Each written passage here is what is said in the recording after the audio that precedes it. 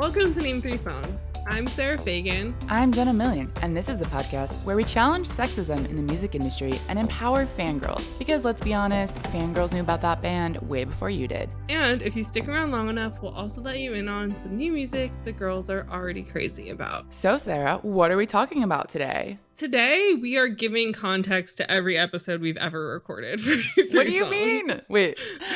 For those of you listening who have no idea what that means, please explain. So we're talking about tabloid culture, and we're talking about how it exists and why it's terrible, but why we can't look away, but also why, even though it is terrible, it's still kind of somewhat been necessary for the time that it was at its height, which is what we talk about a lot, which is like the late 90s, early 2000s, a lot of the music and pop culture stuff that a lot of us grew up on, because it was prior to the internet having a life of its own. It was prior to these celebrities being able to have their own voice and kind of make their own rules. And so it very much, like we talked about in the Spice Girls episode, was kind of like a I'll scratch your back, you'll scratch mine, but also reaching to this point of the tabloids realizing that they had more power than the celebrities did. So the celebrities just having to put up with it. So we're gonna look into this today. And the thing is, the tabloid culture is not just relevant to the 90s and the 2000s, because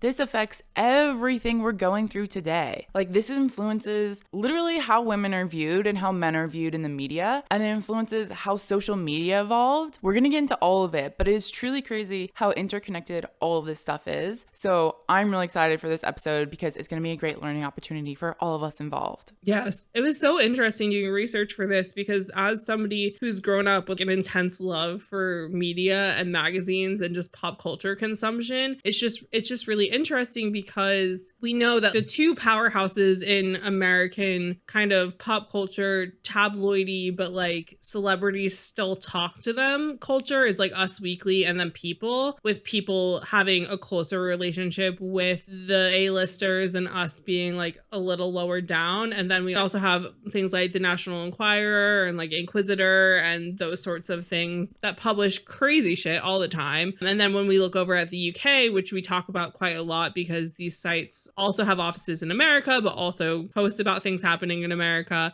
We have like the Daily Mail and the Sun, the Mirror, the Star, all of these publications that started their lives as newspapers and have moved over to the digital age because of it. And also not to mention sites like Perez Hilton, which really changed everything and single-handedly ruined careers for lots of people. And just the judgment that people had about them because Perez went on Microsoft Paint and painted circles around people. It is truly crazy how much power that man had. And I mean, it's not just him. There are other men in history, Piers Morgan, cough cough, who had a lot of power, who maybe shouldn't have had so much power. And it's just crazy how it like changed the world, literally. Yeah. And I mean, it's interesting in the Perez Hilton discourse of it all, because he kind of became irrelevant for a little bit, and then people started paying attention to him again, and he's tried to kind of apologize, but not really. And it's just weird watching somebody try to create a redemption arc when there is no possible thing to cling on to for a redemption, because he was the same age,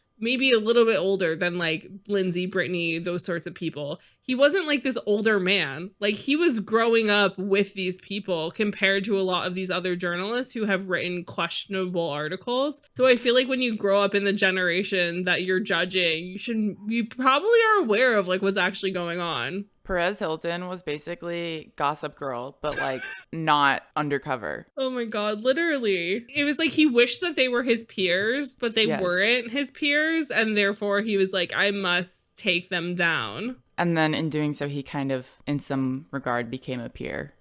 Yeah.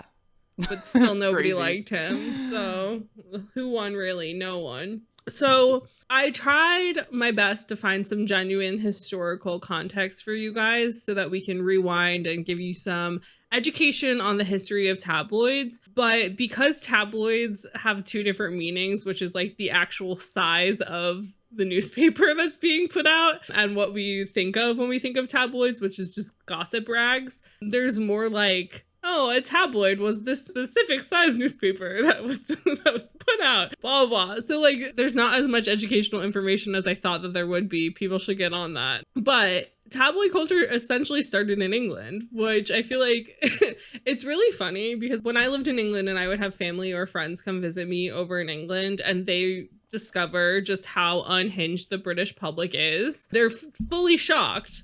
Because there's this misconception in America that British people are very prim and proper and kind of prudish about a lot of things. Yeah. But obviously, as any person who's ever been to England or lives in England knows, like after 8 p.m., there are no rules, or on the early morning commute, there are no rules. TV. Yeah, you have naked people on the TV. You have every curse word in the book on the TV, and then you wake up in the morning and you're on your early morning commute and you accidentally pick up a Daily Mail instead of an Evening Standard, and next thing you know, there's a nude model on the third page of the newspaper. Well, that would be the Sun, actually. I don't think the Daily Mail has page 3 girls. Truly, truly, truly wild. Truly insane. And so it was no shock to find out that the Mirror was the first official tabloid paper, because obviously the Daily Mail kind of transitioned into more crazed headlines, but the Mirror existed specifically to write stories about crime, gossip, and sports. And then later on would start adding photos to their paper. And for those of you also who don't know, since I just mentioned page 3 girls, up until 2015, British newspapers, specifically The Sun, I'm not sure which other ones had this, would have on page 3 a full-on nude, like Playboy centerfold model on the third page of the newspaper. And sometimes they would interview her, but usually it was for gawking. And then in 2015, that became something that they couldn't do anymore. But in order for there to be a loophole for this, they just started having bikini-clad people on these pages. Until 2015! Yep, until 2015. Oh my god. That is so wild. I can't believe that. So the objectification of women has been strong. It's alive and well, as we all know. It's just really interesting. But the other thing that I did learn from this, and it was something that I knew but didn't know what it meant, was that in order to differentiate between the types of newspapers you were picking up on your Monday morning commute, the tabloids, which were basically giving you a warning, like, this might not be fully factual information that you're reading. Their front page would, at the top, their like logo and everything would usually be in red to signify that they were in fact a tabloid and not just a normal newspaper. And so that is interesting because there are newspapers in America that would be referred to as tabloids because of what I stated before, the size of said newspaper.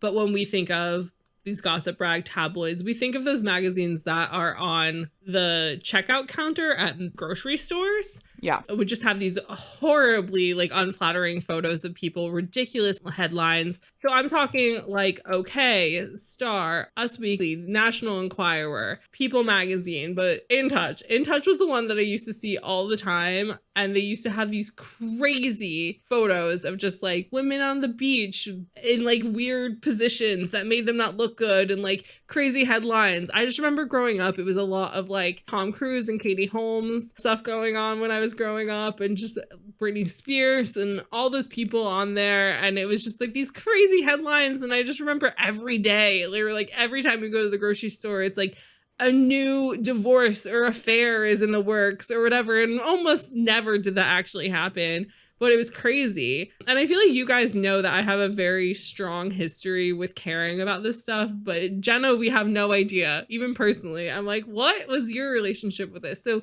do you have any visceral memories of you and tabloid culture, or you having any interest in this? I don't ever remember buying or reading them, but I do very viscerally remember them at the grocery store, and they do still exist to this day. But I think when I was younger, because it's right when you're in the checkout lane, so it's right there. And I think that's why too, because people are like, ooh, what's this headline? And then they want to like grab it and read more. But being a kid, I just remember it was like always pictures of people in like bikinis or like their bathing suits, like always people at the beach, both men and women, talking about bodies.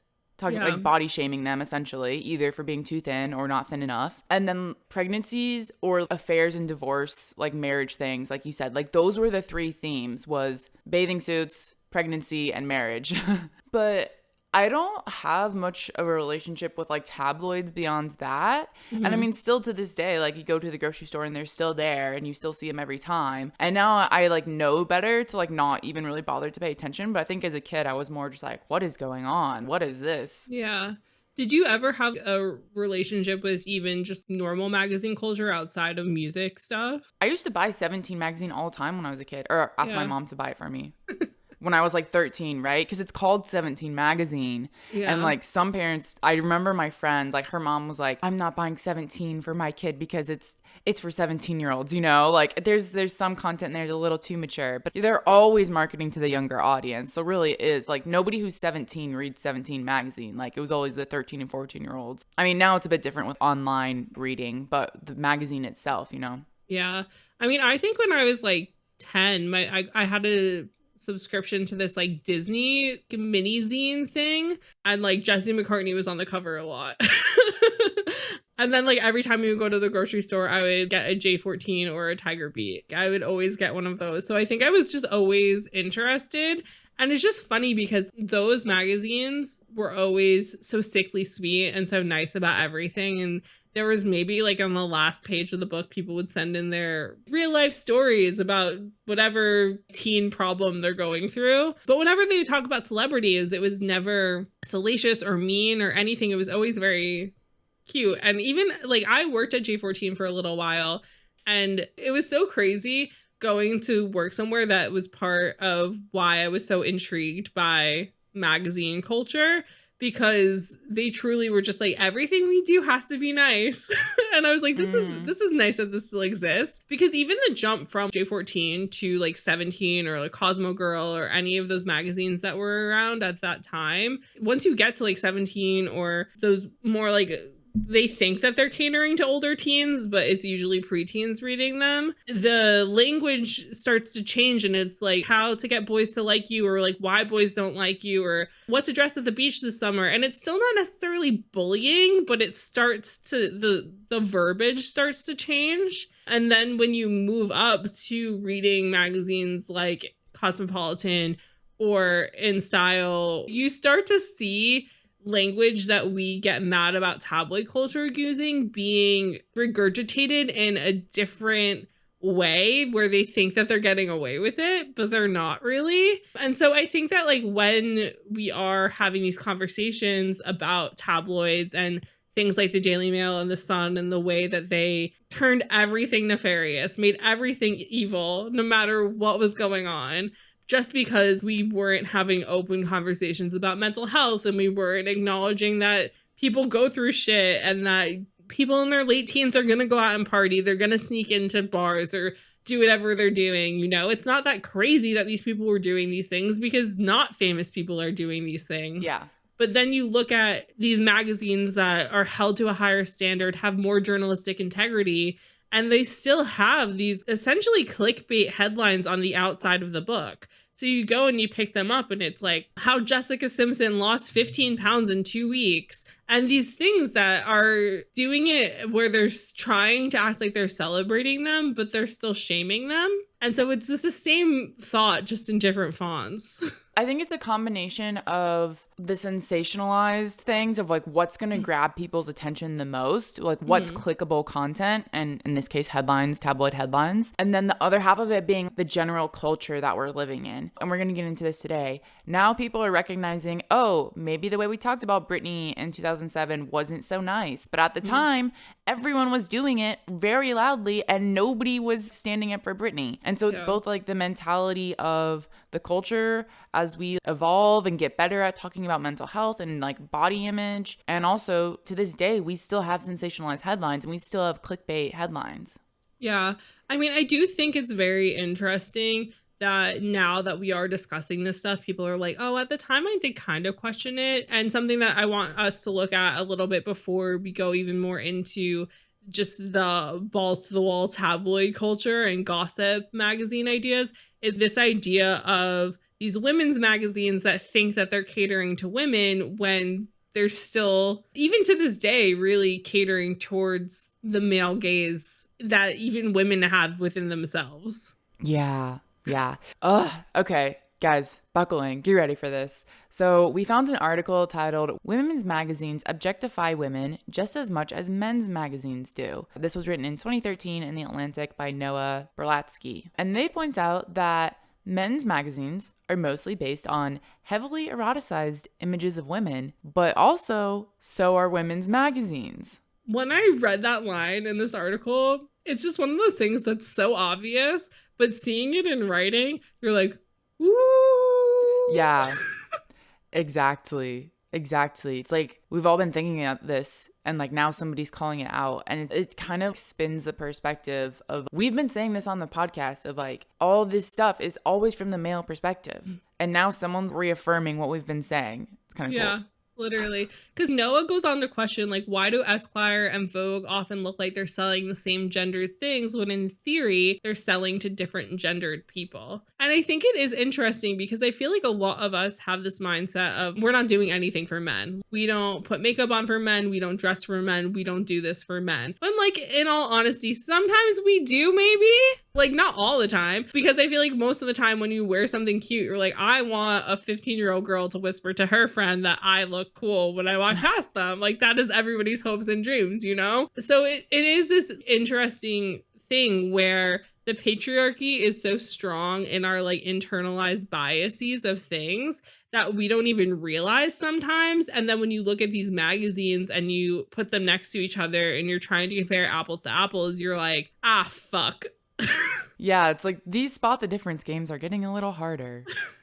So Noah goes on to write, the reason images in men's magazines often look like images in women's magazines is that despite different audiences, they are both doing more or less the same thing. They are making women sexual objects and serving them up to satisfy, or more likely to provoke the desires of their readers. Which is just ridiculous. The idea that women have to be viewed as sexual objects by everybody, like all come together and be like, ah, yes, women are objects we have sex with and have sexual desires about.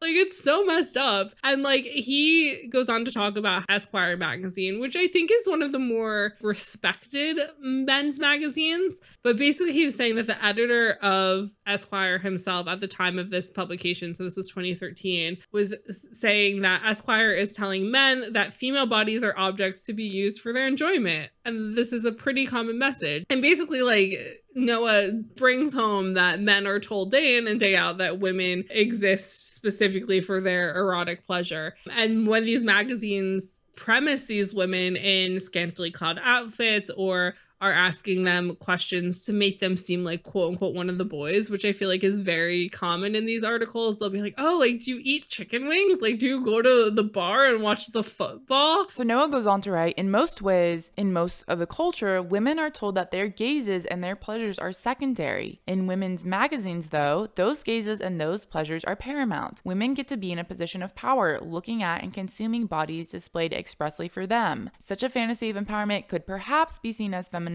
with a major caveat. In women's magazines, women can be onlookers, but only if they also and simultaneously imagine themselves as the looked at. Yeah, and this is what's so interesting. These women's magazines are kind of sexualizing women in like this feminine way that a lot of women would like to be sexualized, but they're still doing it. And in comparison with Maxim, where it very much is pandering to this male idea of, I'm not like other girls idea. It's interesting because when you look at GQ or Esquire in specific, who kind of take themselves more seriously as a journalistic entity, as well as like, oh, we're classier than magazines like FHM or Maxim or Playboy even. Once you take yourself too seriously as a men's magazine, you kind of, I don't know, it's still a bit much. And so there was also this one other article that we're going to like circle back to later from the Washington Post by Jessica M. Goldstein, which was written this year, which was called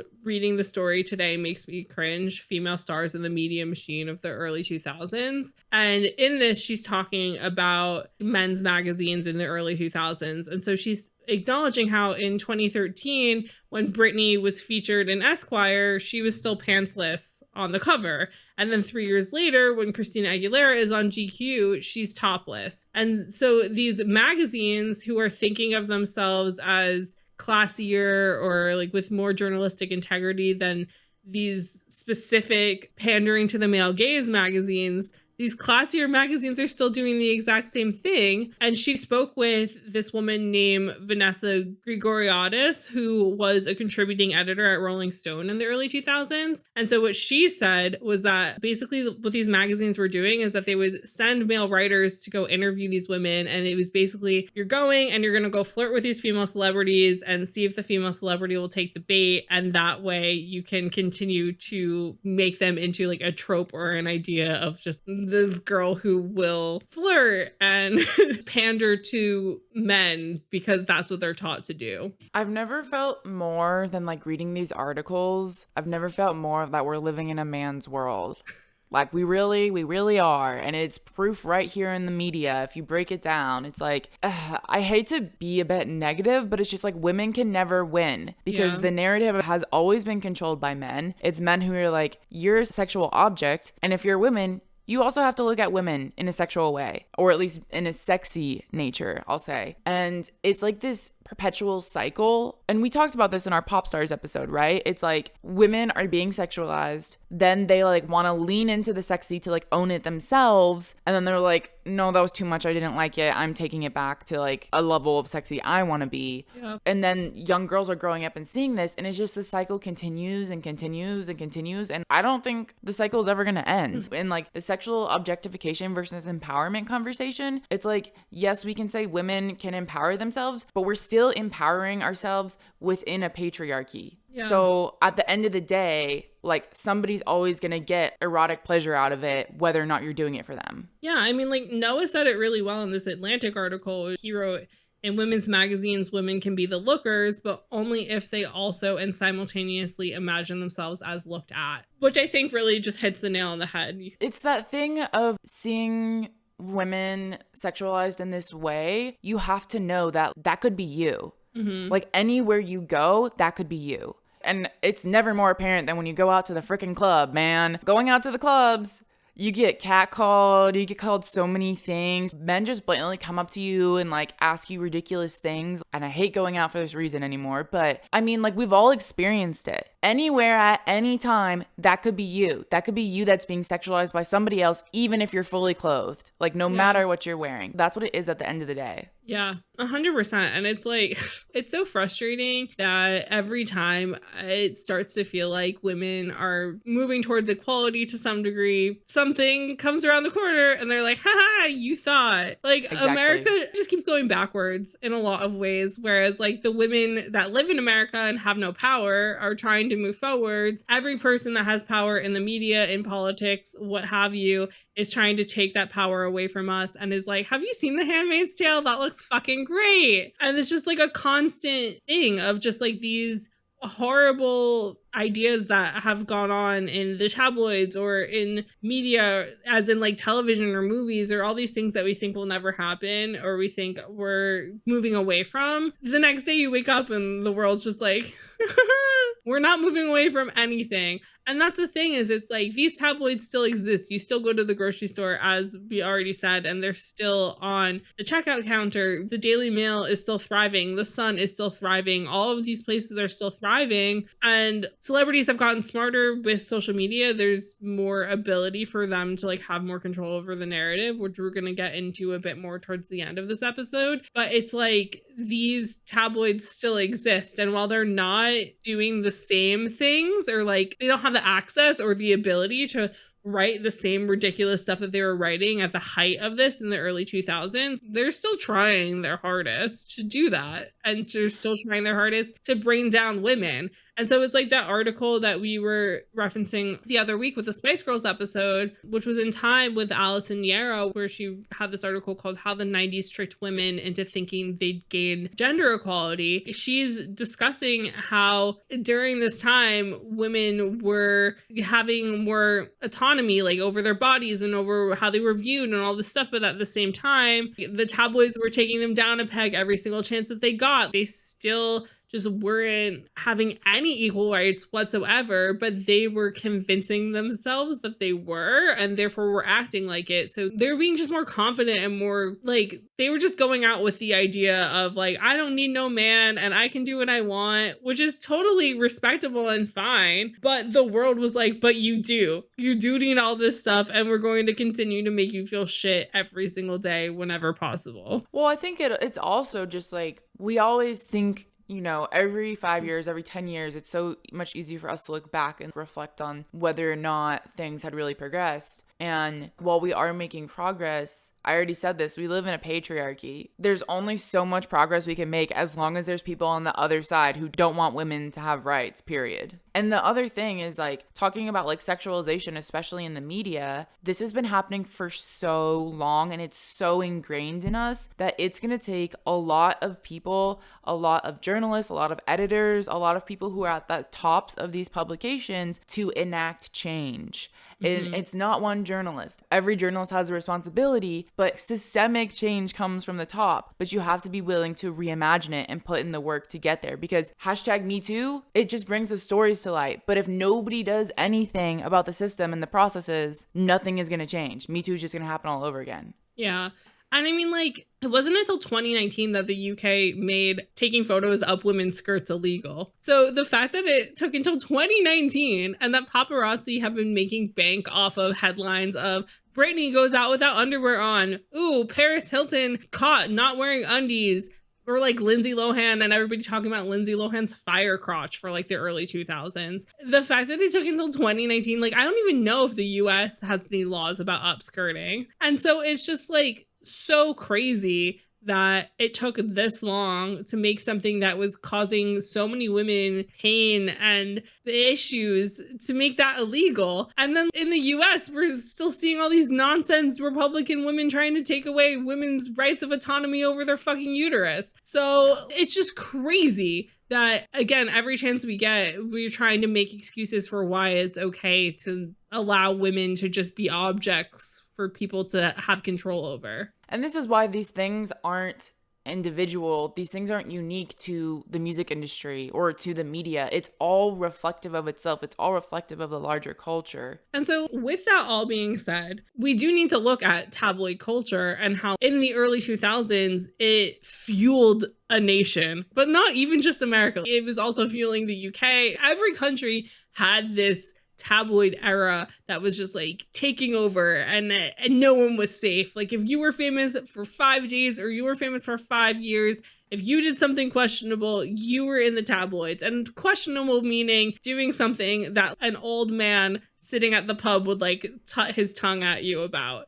So nothing really that ridiculous. Like, obviously, of course, there were the fair amount of scandals, but most of this was just people being teenagers who have money and being able to go exist in the world, and everybody's eyes were on them. Because humans are voyeuristic people. That's just kind of in our nature to be interested. Like, you don't know somebody and you hear somebody having a fight on a phone and you're like, suddenly my plans are changed and I'm following them down the street. And they were roommates. I mean, for those of you on TikTok, it's like how TikTok for a whole fucking week was obsessed with that guy who wasn't excited to see his girlfriend show up to visit him in college. It's just part of human nature.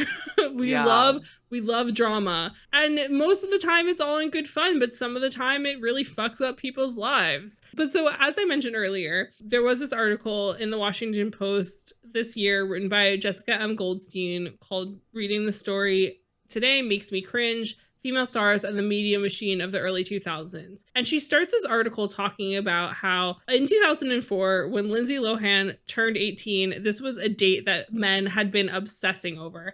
And this is something that we've talked about in past episodes, in multiple ones. And so it's like people on internet forums, radio jockeys, people who write magazines literally were having like countdowns until this girl was going to turn legally into a woman. And she writes, and this is what just completely threw me, because it's like seeing it in writing makes it feel so much more insane and ridiculous. But basically, what she's saying is that all these men couldn't wait for this person to become of legal age. And she goes, they couldn't wait until it would be legal to do what they were obviously already doing: fantasizing about having sex with a teenager who first found fame as a child in Disney's remake of The Parent Trap. And it's like, once you contextualize this of like the American people, the world, were introduced to Lindsay Lohan as a cute, fresh-faced child in The fucking Parent Trap. And they're just sitting waiting to be like, finally I can talk publicly about how great her tits are. And it's like, you knew her before she was a person. Yeah, it's very disturbing. And I mean, same thing goes for Disney stars. Even Britney was on Mickey Mouse Club. She was on Star Search. She was around, and like probably people weren't paying attention to her in that regard until, you know, she came out with her debut music. But she was like 16, 17. That's still under the age of consent in most states. In like most of America, and they're already sexualizing her. And we've talked about this a lot, but it's that same thing of like, but like they look old enough, but they aren't, so literally stop. It's disgusting. And I mean, Billie Eilish too, we talked about this, people waiting for her to like uncover her body for people to see. Yeah, and I mean, Jessica calls into something that we on this podcast have done, which is go and look up old profiles of female celebrities, and like you won't find a single one that if it was published today would not be ripped to shreds. As I've said in my favorite Britney Spears articles, they're talking about her ample bosom and her honey thighs. Yes, how could we forget? You know? But the thing is it's like, while they're not being like, oh, her shirt was so tight that I could tell how big her tits were, they're saying it in like more eloquent ways today. Like in our Lana Del Rey episode, when we were talking about the way in which Lana's been described in interviews, they're always sexualizing somebody, but like using more imaginative words now. Yeah. When doing so. And so it's just interesting of her being like, oh, they would be ripped to shreds. And it's like, this still exists, but people are just being smarter about the verbiage. But she goes on to say that 20 years ago, a leering tone was the industry norm, whether the subjects were actresses, models, reality stars, or one of the pop's ascending blondes. Nobody was safe. Everybody was going to be sexualized, whether that was with their permission or not. And this was going on both in these quote unquote reputable magazines, as well as these trash rags that people would read, like hiding them behind paper bags, you know, like being embarrassed that they're reading In Touch or Us Weekly or what have you. But it's like, you're still fucking reading it, and you're still giving money to these people who are writing these salacious articles about these people. And the other thing is, she goes on to point out that while Britney and many of the pop stars of this time were being sexualized in this way, then we have NSYNC as an example, who's like appearing in turtlenecks. And if a male was to talk about having sex, it was a cause for celebration. But when a woman did it, it was scandalous. And we saw this too with Justin and Britney thing of when they broke up, they went and asked Justin if they had slept together, and he like spilled the beans, and everyone was like, so cool. And then everyone's like, we knew Britney was a slut. Like, yeah. They're like the same age. Why are you treating them differently though? Yeah. And I mean, this is just what this frustrating thing is again, women are treated one way, men are treated another, and the ways in which they're treated are so vastly separated that there's no fair playing field whatsoever. I feel like we know, everybody's aware that we are in a patriarchal society. Even back then, we were aware that that was a thing. And so you know that men and women are going to be treated differently, but just how differently they are treated, I want to say blows my mind, but it doesn't. It's just frustrating and makes me so angry. And so Jessica, in this article, she also makes the same point that Allison made in that Time article, which is that from one vantage point, this era is an encouraging period for women and a real you go girl time in entertainment. You have girl groups like TLC and Destiny's Child having success.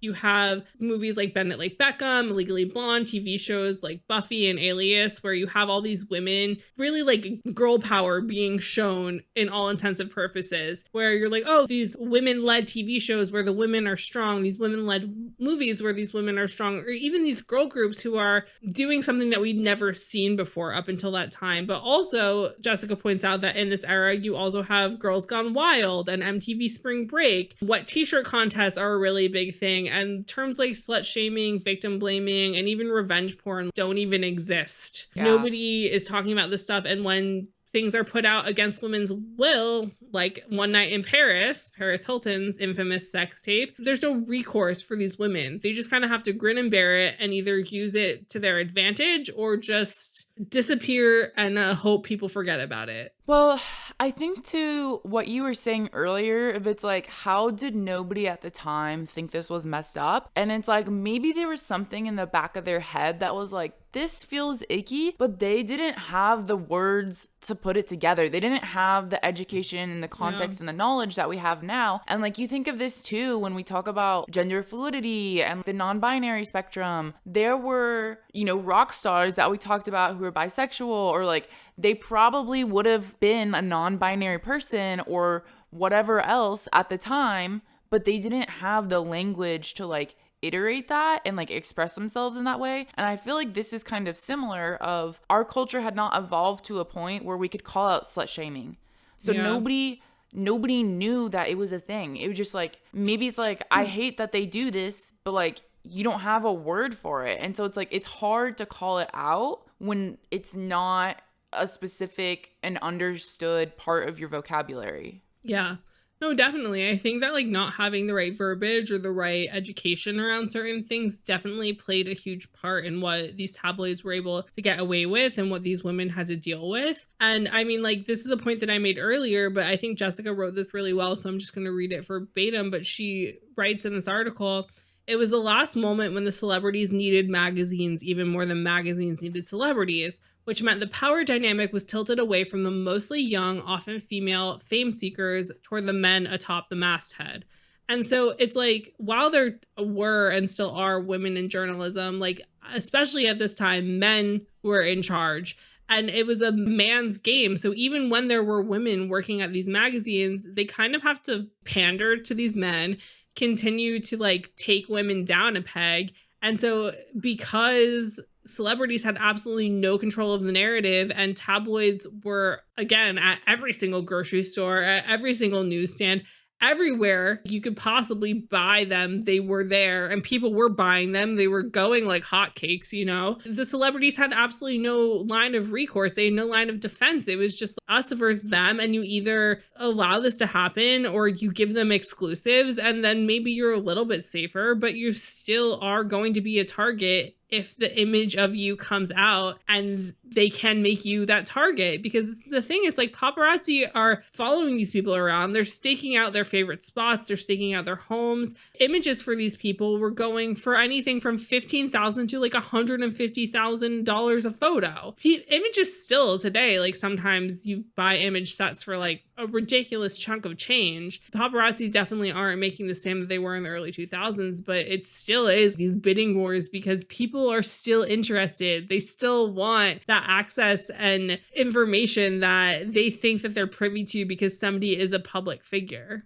And the other thing that we see with tabloid culture, I mean, we talked about this in the Spice Girls episode, right? If it's like, they were so huge because they were constantly in the news. And so it's like, to this point, it says it was the moment when celebrities needed the magazines more than the magazines needed the celebrities. So in order to stay relevant, they had to like be in the news. Like, that was the only way because they didn't have social media. And so now that we have social media, this dynamic has flipped a lot. It's given power back to celebrities because now people have a direct line of access to that celebrity, and they can choose to show off about their life what they want to, which also invalidates paparazzi photos because it's like, if Kylie Jenner is getting paparazzied at the beach, but then she just like posts on her Instagram a picture of her in a bikini, media outlets can go take that off Instagram for free. And they don't have to buy photos from a paparazzi. So in that way, it's given power back to the celebrities, and it's let them like control their own narrative a little bit more. And it honestly, like, looking back at this, it is really crazy because it seems like these things, like we're talking about the tabloids, like this was all like building up and building up and building up. And then we see Lindsay Lohan, and then we see Britney, and then we see Paris Hilton. It's like getting worse and worse and worse every second. And Lindsay's going into rehab. Britney's shaving her head. It's getting worse and worse and worse. And it feels like it's just building up. And then finally we have social media, and that changed everything. And so I feel like it was this mounting pressure that something had to change. Like, it couldn't keep going on like this because people were literally, their mental health was going to the trash because of what the tabloids were doing to them. And so also in this article, we have another quote from Vanessa Grigoriadis, who worked at Rolling Stone. And she makes this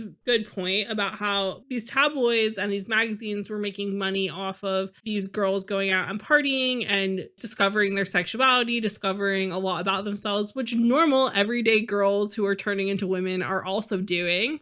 But again, like, we're not following Betty down the street to the corner store, you know, like we're following Paris Hilton because Paris Hilton is an heiress to the Hilton hotel family, you know? And so what Vanessa says is that I also don't think we should strip all the agency away from these women who were also having a good time in a lot of ways. She's like, some of them were being abused. I don't want to say that they weren't, but there were also some women who were just having a lot of fun. And so this is the thing, is it's like some of these women, yes, like as we talked about with Lindsay Lohan, like she had not a great upbringing with her family and there were issues there. Paris Hilton has now come out and spoken about her history with sexual abuse and just abuse in general. So a lot of them were self-medicating with party drugs or alcohol, and they were going out and the paparazzi were waiting for them to fuck up because they knew that them fucking up was going to pay their house payments for like the next 2 months. And so it was just this horrible leash mentality, really, because while the celebrities needed these magazines, the paparazzis were still using these celebrities. Like, it's just so dirty. And it's like the level of who needs who, I feel like doesn't really matter in the grand scheme of things, you know, because you still have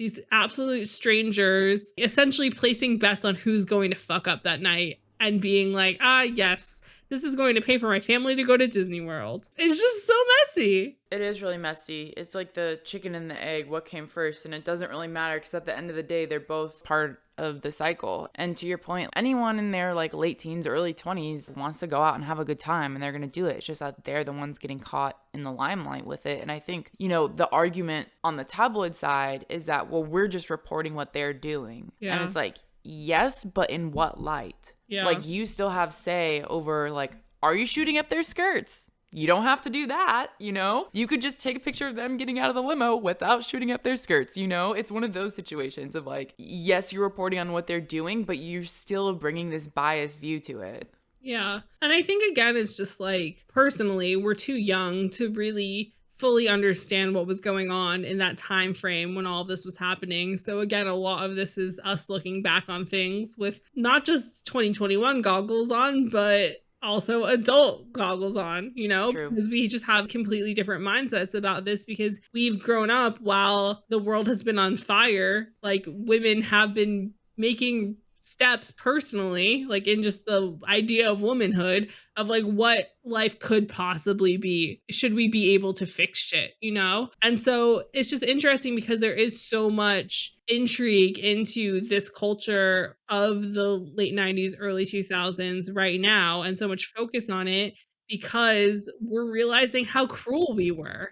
And so, in speaking of this, there was this really incredible article written by Micah Fraser Carroll for The Independent this past year called Nostalgia, Remorse, and Terrible Tabloids, Why We're All Suddenly Talking About the Naughties, which was such an interesting article, really based around the fact of the Framing Britney Spears documentary that the New York Times put out. So Micah wrote this article strongly based off of the fact that this came out. And the thing that really stuck out to Jenna and I was that the director of Framing Britney Spears, Samantha Stark, said in an interview that she thinks that the COVID-19 pandemic was like part of why this documentary got a green light. And so she said, quote, "There is so little happening off the internet that we could film. And so we were looking for stories that could be based in archival footage. And so because of that, they essentially landed on Britney Spears by accident, was what it seems, because like that's all there was to do because they couldn't go out and film stuff. They couldn't go out and do these crazy documentaries like they normally would. And so now it's like something that Britney fans have been so passionate about for so long is getting this attention that it probably wouldn't have gotten otherwise. And so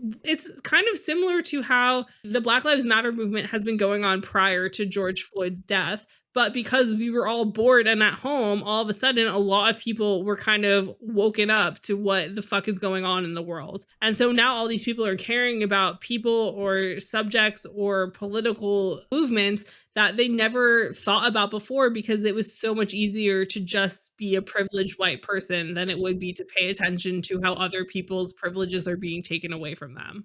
Well, I think also too, I mean, that's such a good point. And it's the fact that everything slowed down for a minute, right? Like there wasn't the constant headlines, there wasn't the constant like Instagram posts that we would normally have. And I think Free Britney really in this documentary like really had like a lot of cultural impact because of this timing, because people weren't distracted with other things, because it's like Free Britney was going on before this documentary. Yeah. But for the general public did not know about it until this documentary. I didn't know about it until this documentary because it didn't affect me in my daily life. Yeah. The interesting thing of it all is that like this documentary specifically humanized Britney Spears for a lot of people whose whole lives aren't pop culture media, you know? And so for people who weren't Britney fans or weren't pop culture heads, they're finally realizing like, oh, fuck, Britney's a person. There's more to this than just the tabloid father that we've been fed our whole lives. Yeah. But on top of that, the director, so Samantha Stark, even openly admits that like she essentially never really thought of Britney in any context other than Britney Spears, a famous woman. And so we have this quote from her here saying, "When I started interviewing people with firsthand experience working with Britney, I realized she was a creative woman who was very in control of her career and business as a young person. A mother who was going through a custody battle, possibly experienced postpartum depression while essentially being stalked by dozens of men on a daily basis. A performer who made millions of dollars jumping through fire in Las Vegas, but was deemed incapable of making basic decisions in her own best interest. There is a lot there to reframe." And like this, to me, as somebody who has cared forever, it's just crazy to me that somebody whose livelihood is to be a film director, and because of COVID, they couldn't do what they normally would do, and then focus on somebody who, like, Free Britney has been written about in journalistic places prior to this. And so it's like something that, again, people care about and are interested in. And then this documentary filmmaker shows up and finally humanizes Britney for the first time. And it's just, it's so weird.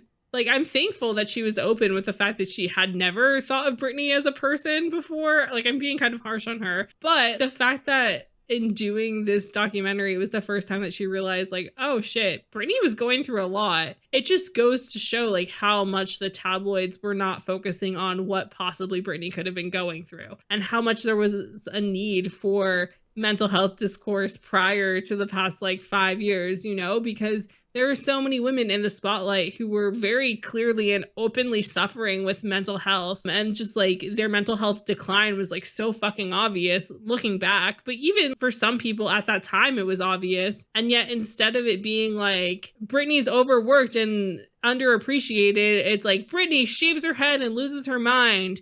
And Britney Spears has talked about how she shaved her head because her hair was the only thing she felt like she had control over. And it was like her whole career was based off of her hair. And yet people were still just like, look at this crazy woman who's losing custody of her kids. And it's like, have a fucking heart. Like, I'm pretty sure like most people know somebody who has gone through this in real life. And the fact that you have absolutely no empathy towards these women just because you know it's going to pay your paycheck not to is so messy.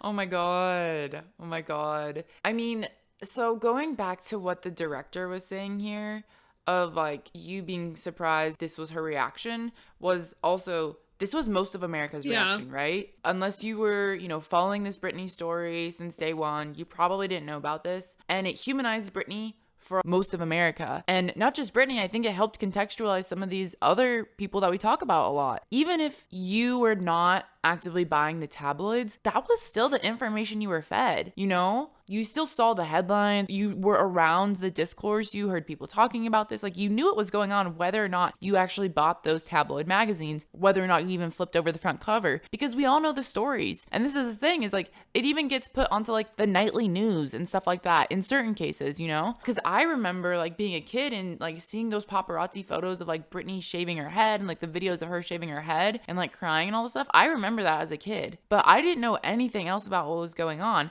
And probably the same same thing for a lot of America. It's like Yeah. nobody allowed Britney to be a human. Nobody allowed Britney to tell her story in that way. So we were all being fed the same narrative, whether or not we actively bought those publications, you know? Yeah. And the thing is that's like really stuck out to me is it's like, I feel like, wow, this definitely should be a reckoning for journalists. I feel like this also should be an eye-opening moment for just women in general of realizing we were the target audience for a lot of these tabloids, a lot of these things. Like the articles that they would have on the front page would be things that women would gravitate towards and find intrigue in, you know? And then for a lot of people, as you're saying, in the general public, like these documentaries coming out by world-class respected publications are now all of a sudden being like, oh shit, that was really messed up. And I feel like this should have just been a moment that should have been of immense like growth and understanding of like how women were treated, turned into this moment where these idiots who were writing these trash articles like Perez Hilton, who was literally making money off of selling shirts wishing death on Britney Spears at this time. They're going on fucking news tours being like, I shouldn't have done that. I regret what I did. And paparazzi are like putting out public apologies. All these people are doing all this nonsense that's just for them to feel better. It's like that thing where it's like sometimes telling the truth will hurt the person you're telling the truth to more than you living with the regret of doing something stupid, you know? And it's like, I'm not saying that you shouldn't be honest with people, but sometimes when you're like, oh, I should tell them what I did, or I should apologize for what I did, whatever the case is, it's like you're more so doing that for you to feel better than for them to feel better. And it doesn't really help anybody in the long run because people have already decided that you are enemy number one anyway, Perez Hilton or Piers Morgan or whomever. Like, you're not going to be able to fix your whole entire identity and how people view you just by making one or two public apologies and trying to like make people remember you exist. Like essentially glomming on just the whole world realizing like we treated somebody really shitty and you being like, oh crap, I had something to do with that. Let me make this about me now. It's so ridiculous. It exactly is making it about themselves, but another side of this is that not everyone thinks Piers Morgan is a bad person or that Perez Hilton is a bad person. So that's the thing of like, we do, but there's people out there who don't think that they have anything they should apologize for. But at the end of the day, I said this before, if there's no systemic change, their apology doesn't mean shit. Because what? Because what's going to happen then? Like, oh, we shouldn't have done that. Whoopsie. You know, it's like, well, what about Britney Spears and like the mental damage you did to her? This is why like we're gonna get into lawsuits in a minute here, but like I just wonder if there's any possible way that some of these celebrities could get into lawsuits with tabloids or with like the media claiming mental health reasons, because a lot of these people went through so much shit, you know? Yeah. I mean, this is the thing is it's like, no, they can't. And we'll go into that more because like there are laws in place to keep the news media functioning. And it's so messy in so many ways, but also in some cases, we'll go into this in a minute. But yeah, like in short, no, which is so fucked up.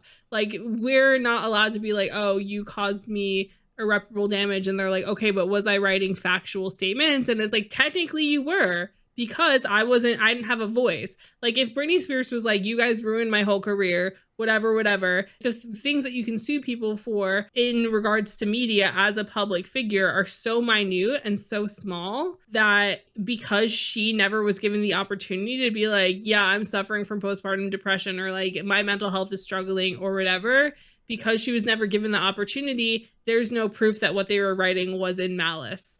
And therefore they can't do anything about it, which is just like so fucked up. But for like one positive out of all of this, even though we can hate on social media as much as we want to and talk about how Instagram causes people mental health anguish in its own ways and all these things, the rise of social media has given these celebrities some access to autonomy and some access to controlling the narrative that they never had before. Because usually when somebody would have like an exclusive photo where they're like let's say somebody had a baby and they're stalking outside the home to try and capture a photo of this baby. Now instead, this article explains it's like Jessica Simpson, when she had a kid, she posted about it on Twitter. And so somebody who had already agreed with a magazine that they were going to sell an exclusive of this baby for around $30,000, they now lose their exclusive because Jessica Simpson posted the exclusive herself. Or even you see like People magazine even will, for like B-list celebrities or Bachelor Nation people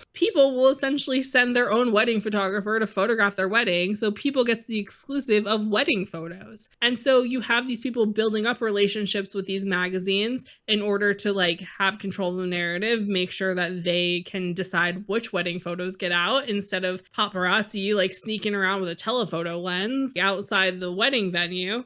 Or like when Justin Bieber and Hailey got married, there were paparazzi photos of Hailey Bieber like under a tent that they were walking around with so that nobody could get photos of her in the dress when she was walking around outside the wedding venue.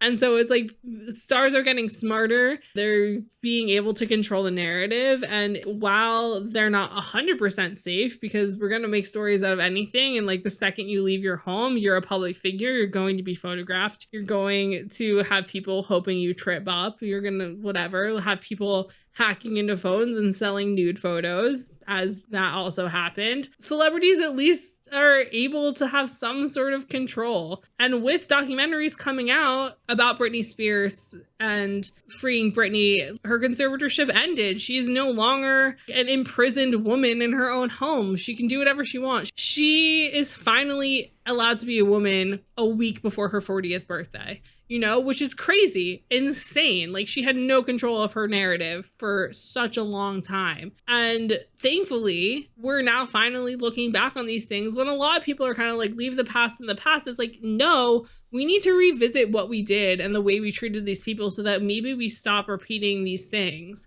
But like we still do see these things repeated because unfortunately people our age are in control of the media, and some things, even though we've definitely have grown a lot and know what quote unquote like what we shouldn't be posting or writing or talking about, there are some things that have felt so normal to discuss that we're still doing it. Like this one girl on TikTok had posted a video about how she was speculating about Olivia Rodrigo possibly getting a boob job. And Olivia Rodrigo is like 18 years old, and she deleted the video because people were hating on her for it. But because we've grown up of that being something normal that people who talk about pop culture talk about, I'm sure she didn't think there was anything wrong with it. Because almost every single person who was our age being famous had articles like that written about them at some point, you know? And so it's speculation that we're used to seeing, we're used to happening. And so it's still a learning curve because there are some things that like we talk about with our friends and we don't judge each other for talking about. And there's other things that we talk about with our friends and we're kind of like, maybe we shouldn't be talking about this.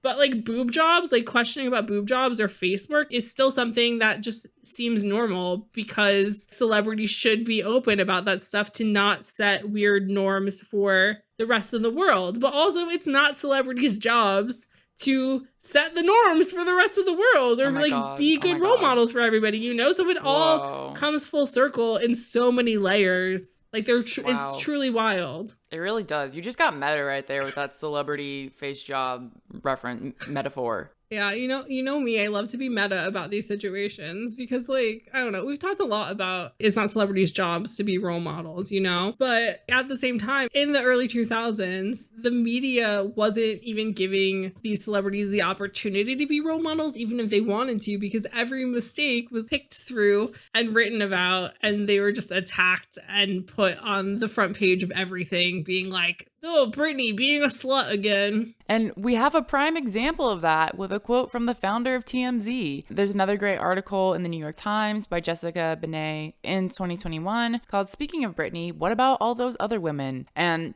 just as a side note, we did just say this, right? Like the Britney Spears documentary made us think about how a lot of other women were treated too. So in this, she quotes the founder of TMZ, Harvey Levin, who said in 2006, "Britney is gold. She is crack to our readers. Her life is a complete train wreck, and I thank God for her every day." Those actual words were said. Somebody admitted that they were leeching off of somebody's life story for their own fortune. That is insane. Yeah.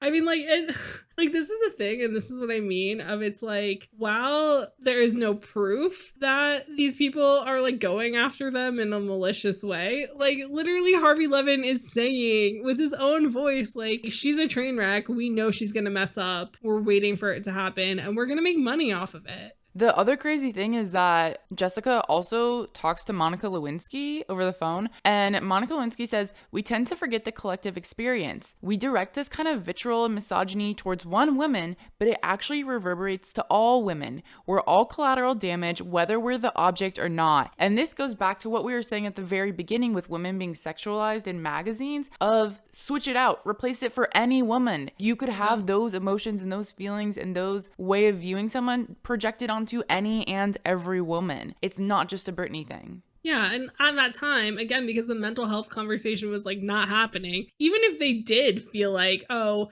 let me mention something, people would be like, oh, excuses. We know you have a drug problem. We know you have a drinking problem. We know you like to party, you little whore. Like, it was very much victim blaming the whole time. Yeah. And like we keep saying, like, they just keep going after them. And so you have these situations of like, there was even in this New York Times article, she calls back to a Newsweek article from 2007, which was like the height of all of this. And this whole Newsweek article, which was written by Kathleen Devaney, which was called Girls Gone Bad, Celebs and Kids, is a whole article that like we don't even have time to go into depth on. This could be a whole other episode just about the idea of a celebrity role model and like what that even means. But like the whole article is saying how Britney and Paris Hilton, like people who are adults or at this point, that they're not being the correct role models for kids. And so kids are using words like sexy or dancing in oversexed ways during recess. But it's like a kid has a kid's grasp on what sexy means. Yeah. A kid has a kid's grasp on what sexy dancing is. These kids don't know that this is a sexualized thing. They don't understand that. But you're the one as an adult with a sexualized idea of these women, and you're putting that onto your children. And then you continue to buy the tabloids and you continue to like have E! News on in your house or whatever they're learning from. And it's just like this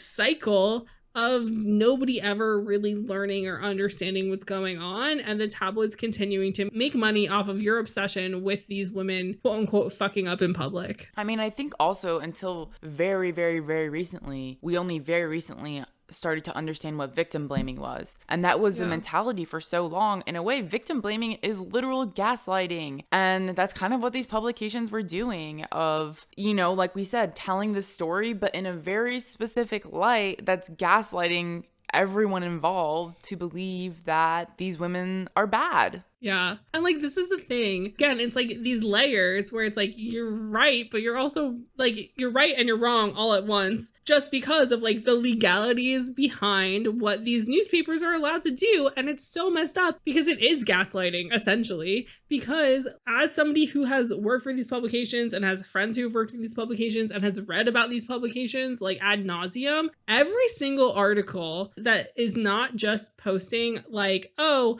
Kim Kardashian posted an Instagram of her and North. Like, everything has to be legal. Every single one of these companies has huge legal teams. They read literally every article, but most articles that report on quote unquote news. So like, let's say we're in the newsroom and Britney Spears is seen shaving her head and we want to write about it. We have to send that off to the legal team for them to legal. Because that's why, like, in this podcast, even though we're writing about things that we believe are true or like have been proven otherwise, but like they haven't gone to court or they haven't been tried, you know, it's why we have to use words like alleged or like speculated or all these things. Because legally, if we just outright say like so-and-so did this, when they haven't been held accountable by the court of law, we could get sued for libel and we could get sued for these things. And this is why a lot of the times, like, we don't see lawsuits, because basically like these publications, they have a ton of money and they're like, we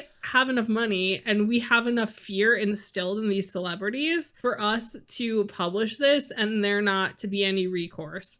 because we know that we have enough money that if they come to us, we'll just be like, here is money, shut the fuck up, leave us alone. So the thing with lawsuits and like the reason why there's so much protection for journalism is because of freedom of speech. Like because lawsuits really quickly, if there's not protection in place for journalists, it could really quickly get into silencing opinions. And so that's why these lawsuits are so hard to make and so hard to prove and take to court. But it's very bothersome that it's like, yes, journalists do have protection, these publications have protection, but they're wielding their power in a way that's negatively affecting people. And that's why it's sad and disappointing that there's no way to reality check them unless something like the Britney Spears documentary happens, where that was very much a wake-up call for a lot of people who otherwise have not been called out in a very public, very wide-reaching platform. Because I'm sure there's people who have tried to call them out, but no one was paying attention. And so once you have public outrage involved, then people start to get held accountable. Yeah.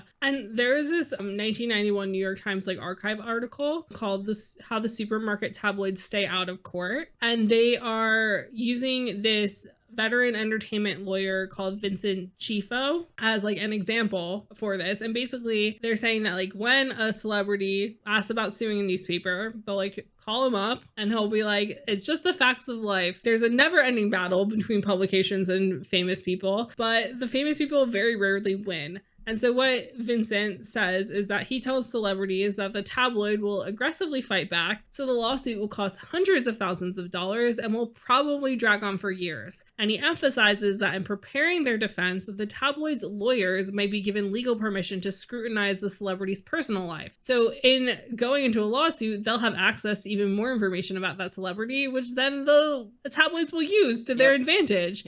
And so Vincent goes on to point out that by law, the standard of libel for public figures is high, making a case very difficult to win because the celebrities have to prove that there is actual malice. And in doing so, they have to prove that the tabloid was not just negligent in their research, but rather that they knew that the item was false and nevertheless displayed a reckless disregard for the truth. And so there's literally nothing they can do. And it's so unhinged and crazy. Take Britney Spears as an example. Well, if we look at Lindsay Lohan as an example, they're going to be like, well, she's an addict. She did this to herself. And then if we look at Britney Spears as an example, they didn't do anything that what they reported. They reported on Britney's life. They just did it in a negative light. They did it in a way that sexualized her, that controlled her, that didn't let her be her own person. But that's not illegal. They didn't print anything that was libel. Yeah. And in regard to this act of actual malice, this is something that was established by the Supreme Court in 1964 in a decision called New York Times versus Sullivan. And it still remains good to this day.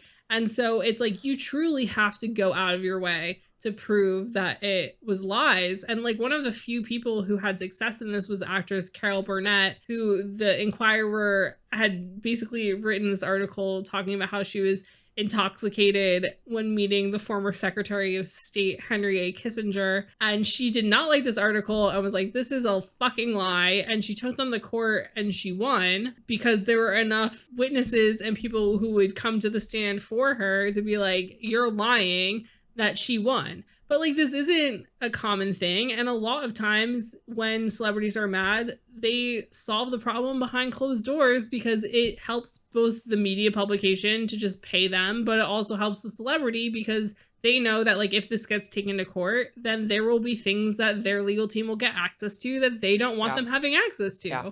It's pretty crazy, man. It's kind of messed up a little bit. It's a little bit messed up, but... And so because of this one law and this one Supreme Court ruling, this is why even as we're growing as a society in certain ways, we're never going to see tabloid culture completely disappear. The Daily Mail, In Touch, Us Weekly, People Magazine, all of these things are always going to exist because of the human voyeurism that we all have inside of us and our lust for drama and knowing about people that we have parasocial relationships. And all of these topics that we've talked about ad nauseum in every podcast episode we've done, which was why we thought this was so important to talk about today, is it's we can personally work to try and change things and change the narrative on how we talk about women and talk about public figures. But until that like inherent thirst for this is gone and journalists all have the same mindset of like articles will be just as good if we're not mean, things are never going to change. Yeah.